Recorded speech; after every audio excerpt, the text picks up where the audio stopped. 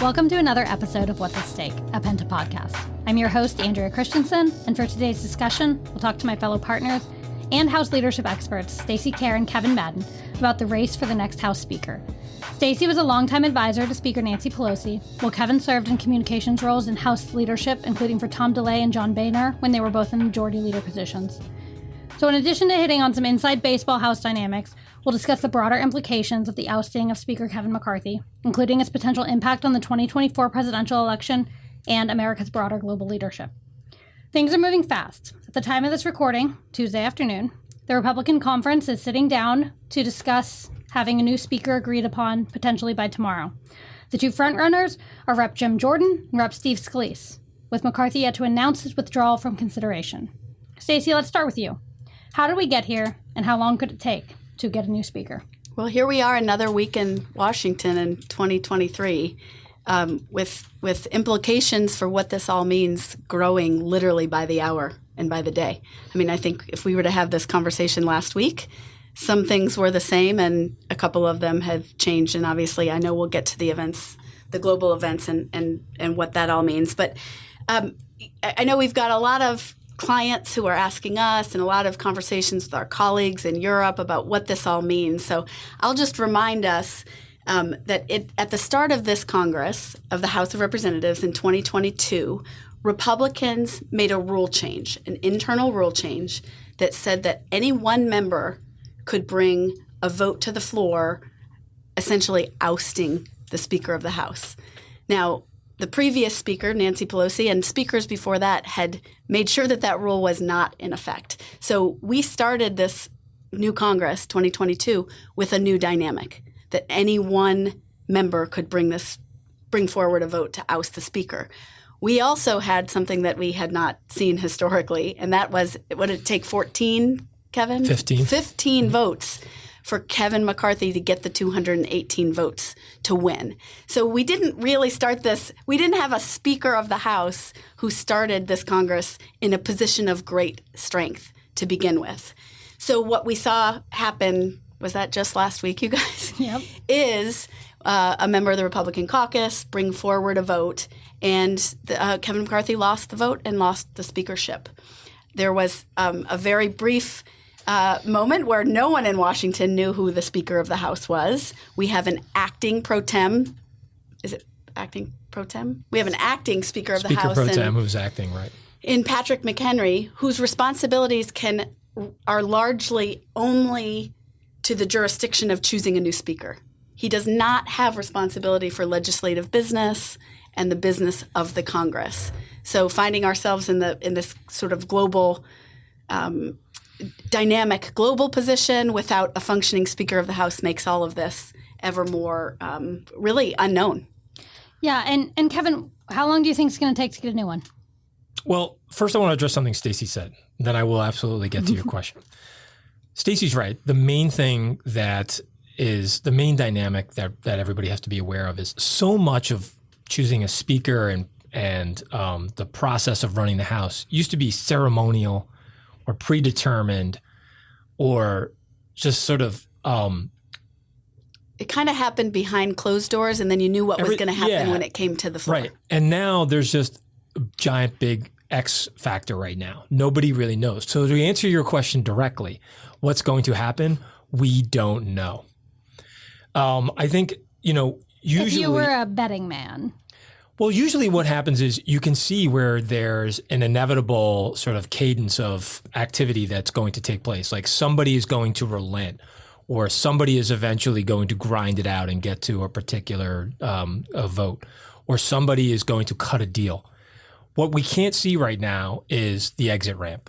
Right now, it's just this big, long, endless road where we really don't see what could happen next. And so we are more likely than not to have a protracted fight here for who would be the next speaker, and that we go through a very long process of watching this internal fight amongst Republicans sort of play out in public. Yeah, unless something happens, I think, here in literally the next 24 hours, we are unlikely to see this resolved this week. Yeah, the only way this gets settled is if somebody relents and then throws their support in unity behind one candidate.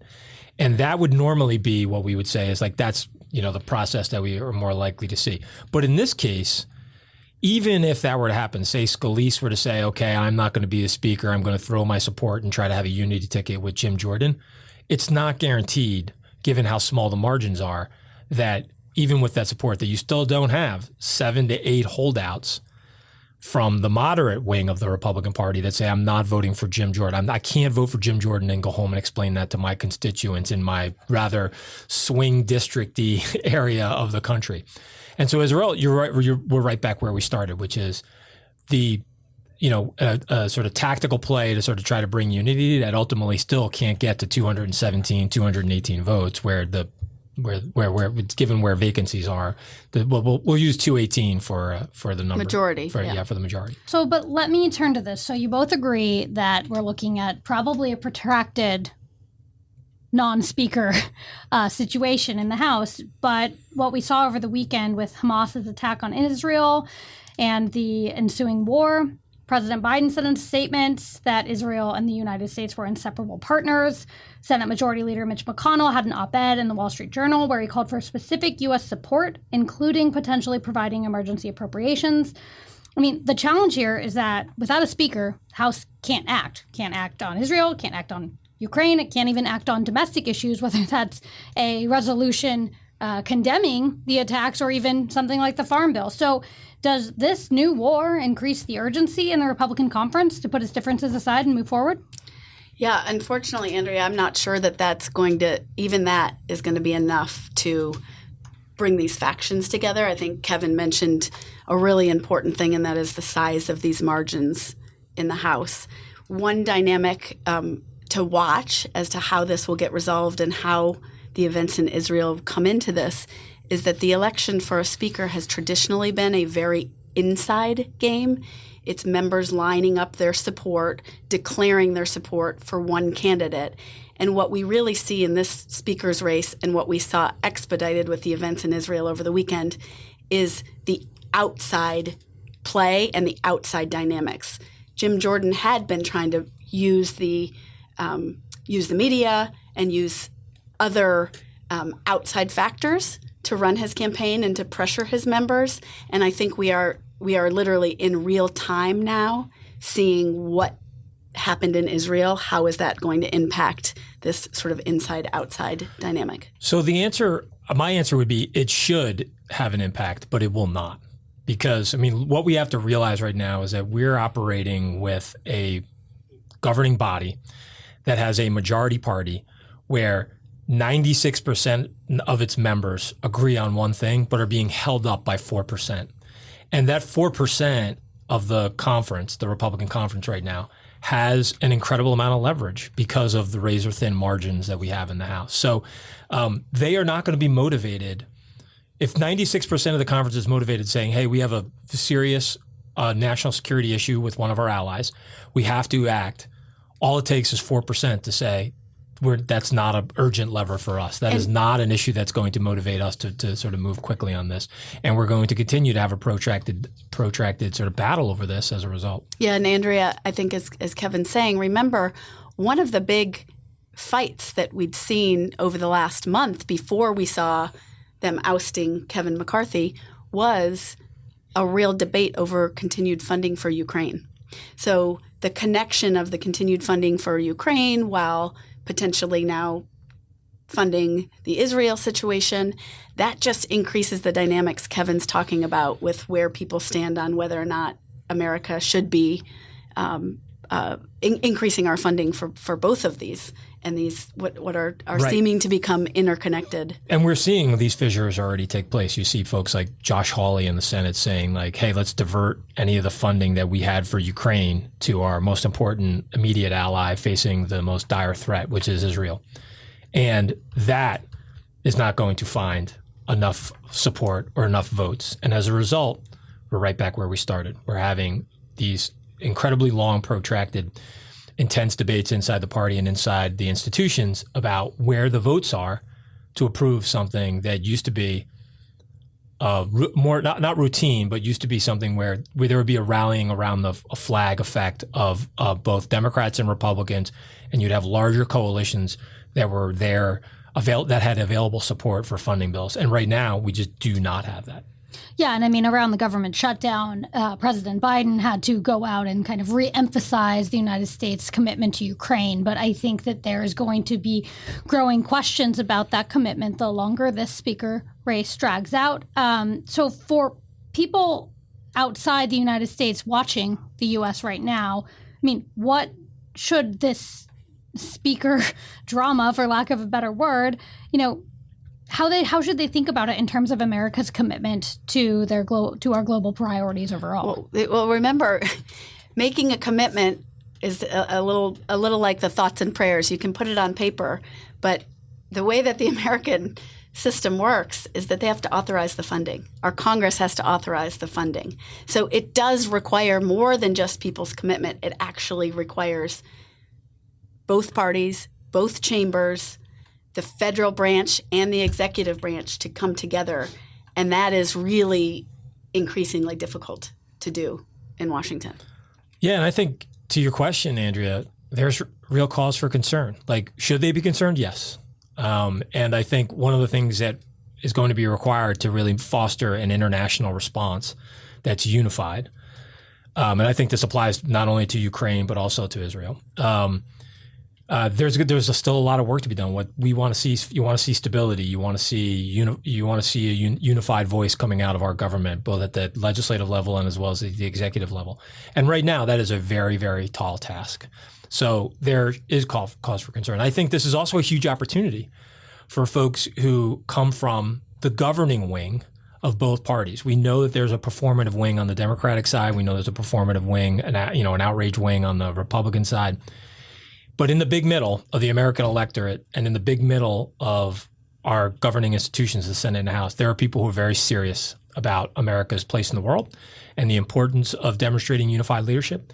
And it's time for those people to really step up and make the case, because political coalitions don't come together on their own. The public support for greater stability and a unified voice don't come together just on their own. It really does require leaders to step up and to really make a clear and convincing case to the American public, and then build the coalitions inside the legislative institutions in order to do that. And Andrea, you introduced us as having expertise in the politics of the House.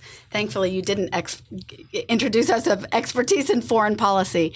But one thing I think everyone is concerned with in Washington is that America's global adversaries are watching very closely what is happening inside these factions of American.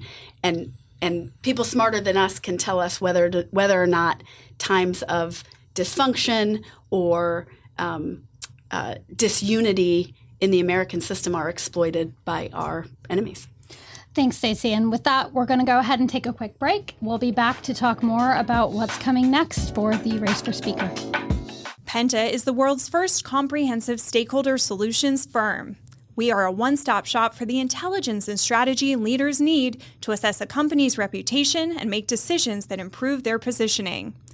As executives in the C-suite must account for a growing set of engaged stakeholders, all with distinct, fast-changing demands, Penta provides real-time intelligence and strategy solutions. We work with clients solving complex global challenges across a variety of industries. Our clients span technology, financial services, energy, healthcare, and more. To learn more about how Penta can support your company, check out our website at pentagroup.co, our Twitter at pentagrp, or find us on LinkedIn at Penta Group.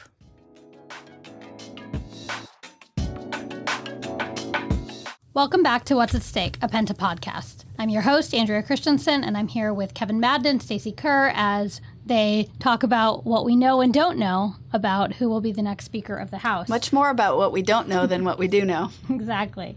So, Kevin, you worked for then Majority Leader Tom DeLay at a time when the Majority Leader was called on to deliver the votes.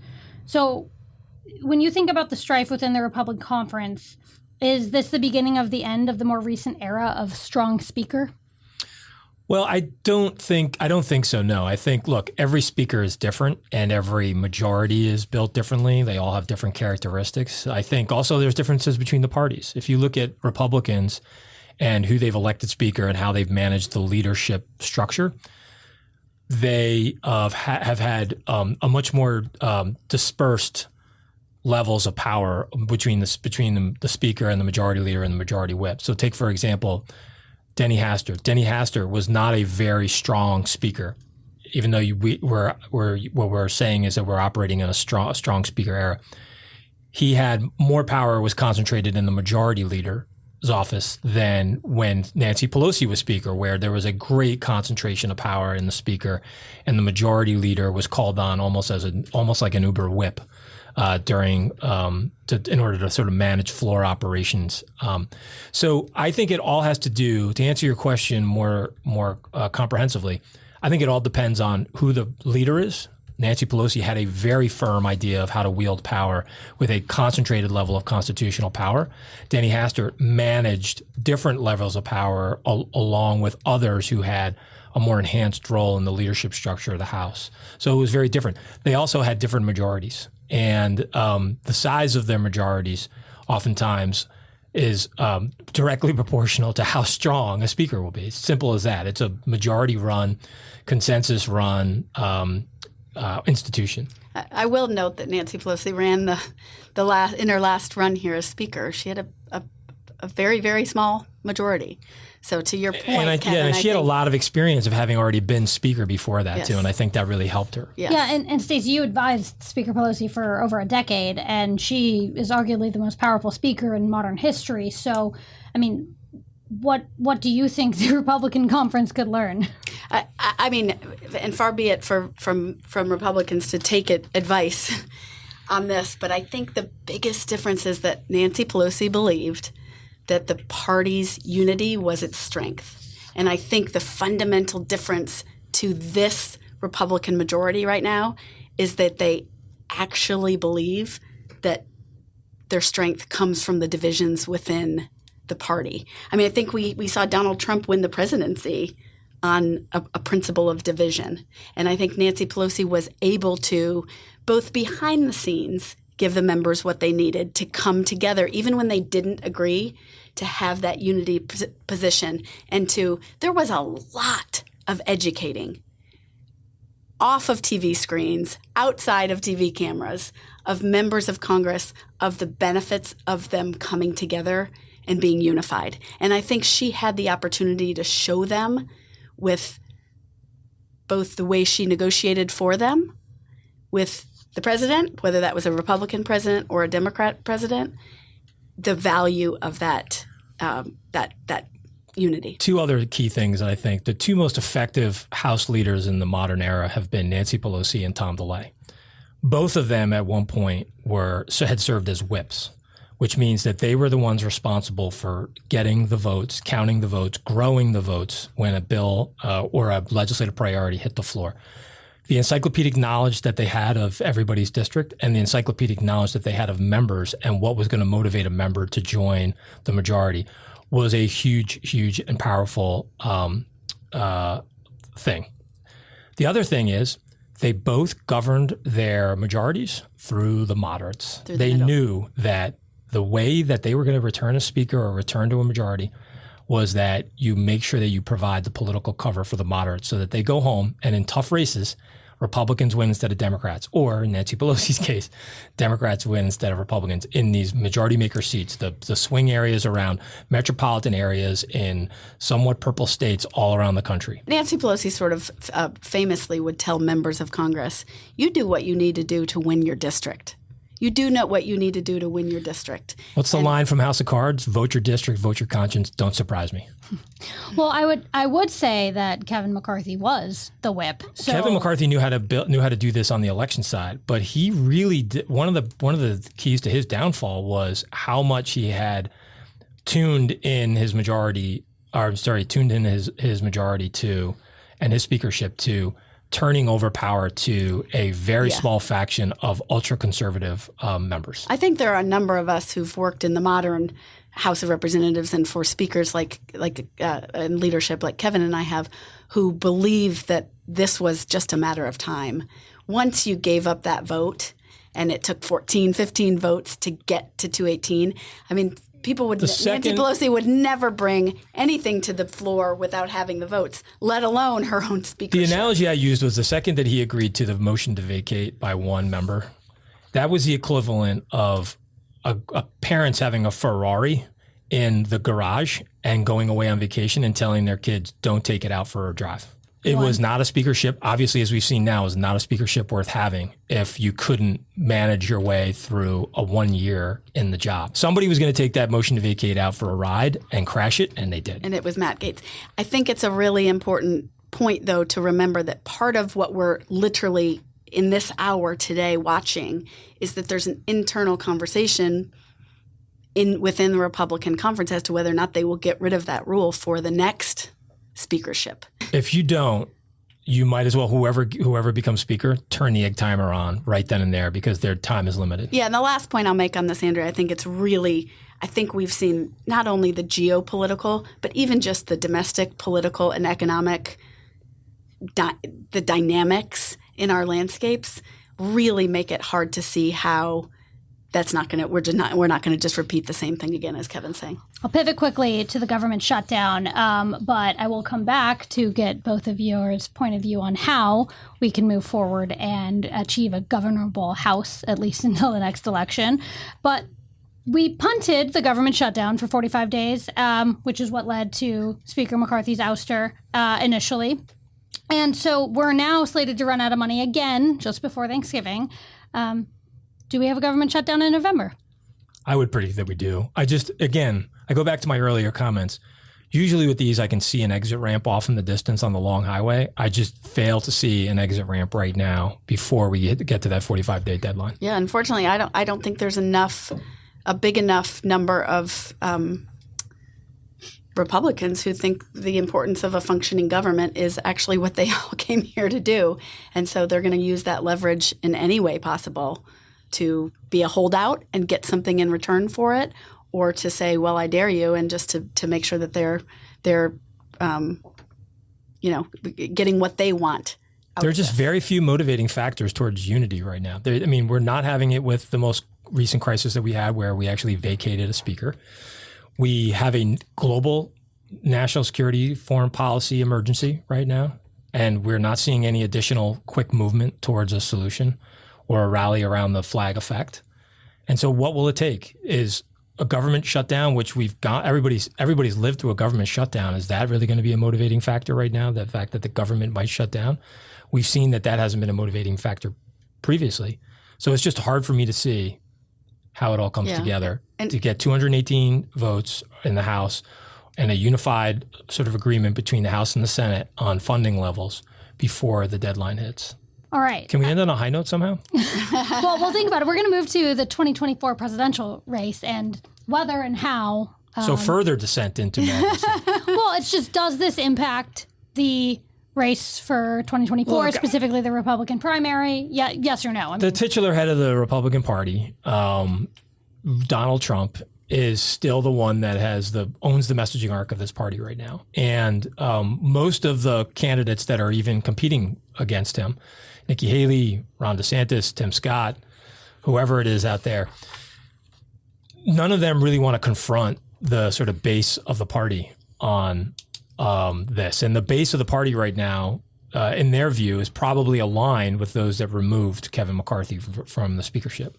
So I just don't see right now a huge appetite to make the speaker fight or some of the dysfunction in the House an issue that they think they can use to their advantage. I think most of those campaigns are going to focus on issues that are directly related to Iowa, New Hampshire, try to continue to make progress against Donald Trump. But I just don't see it being a huge factor in the 2024 presidential race right now. Yeah, I actually think this brings sort of the question of Biden's leadership really back into question. And, foreign policy is a strength for Joe Biden. It's an alleged strength. We're going to see. Our Penta colleague and our president Penta, Matt McDonald, actually had a really thoughtful piece in the Wall Street Journal over the weekend in which he called this, I think, didn't he call it a dual referendum election, in which case we have two known people, right? Joe Biden and Donald Trump, which hasn't happened since like the late 1800s. And I think that this will be a really, really important time for Joe Biden to navigate through the global, not domestically what's happening in the House of Representatives, but the global crisis that we see. And I think that may have as much of an impact on what happens in 2024 as what happens in the House of Representatives. Well, here's what I think is key on this. I think national security and foreign policy events that start to shape political campaigns, they're usually to the advantage of the incumbent president, because you have an opportunity to sort of unify the party and to really seize global stage and demonstrate American leadership. The thing that would worry me if I were in the Biden White House right now is that immediately you saw reflexive partisanship take over and people start criticizing the White House response or lack of a response or slow response to this crisis.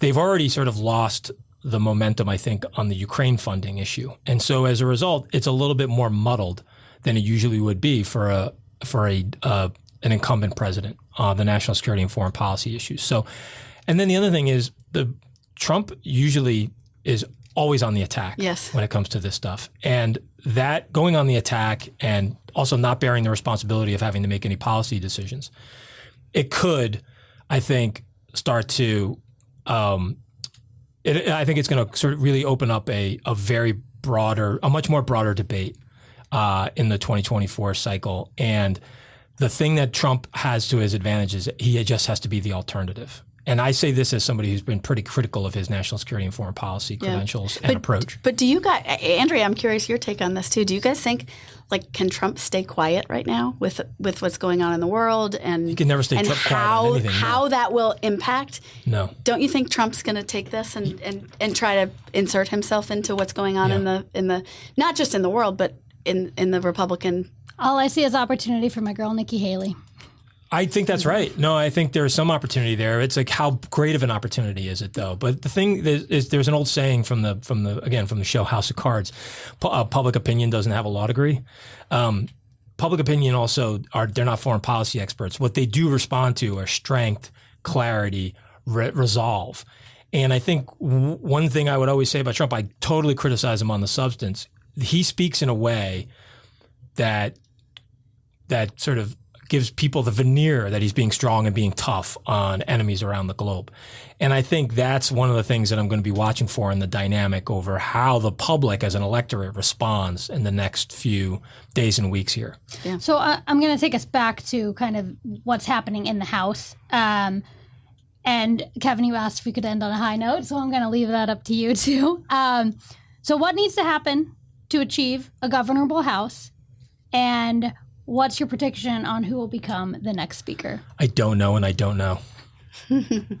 I don't think that there's I think there's a growing chance that we might see some change in the rules that allows Patrick McHenry to get us through where we need to go in the next month and kick this whole thing. And I think that's possible. That's going to open up a ton of legal questions and a lot of resistance as well. I think Patrick McHenry has some support in the House for sure. He's seen as a very strong, capable member. But there's also a lot of people that are resistant to the idea of McHenry taking over in a position that he wasn't elected to. So as far as I can see, I see a very protracted debate that I think is going to ultimately, I think time is going to grind everybody down to some level of solution. And that means this is going to take longer versus shorter. I'll end us on a high that we should all remember that there are still institutionalists in the House of Representatives, and we are in unprecedented times, who will be looking and I think are talking to the 218 of them? And they're talking to the parliamentarian and they're looking for any way for us, though, in this moment to give our allies around the world the support that they need and to ensure that what's happening internally is not affected by that. All right. Well, Stacy and Kevin, thank you for joining us on this episode. Thank you, Andrea. Appreciate your commentary. Thank you to our listeners. I'm sure we'll be back when there is some other news to discuss. Have a great day. Look forward to it.